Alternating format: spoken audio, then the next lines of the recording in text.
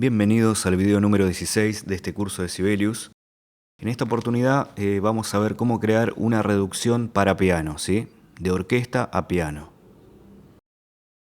Vamos a pasar de este sistema al sistema de piano. Escuchamos un poco. Bien, lo primero que tenemos que hacer es venir aquí a la solapa introducción de notas y seleccionar este botón que dice reducir, que dice reduce la música de varios pentagramas a un número menor de pentagramas mediante la creación de acordes. Bien, seleccionamos, por ejemplo, estos 4 sistemas, le damos a reducir,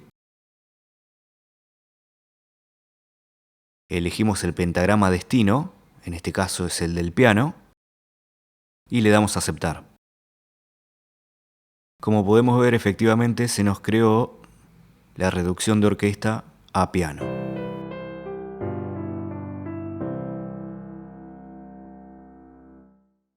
Es una opción muy interesante para aplicar de orquesta a piano o a cualquier instrumento que necesitemos hacer una reducción. Espero que este video les haya sido de utilidad y seguimos adelante.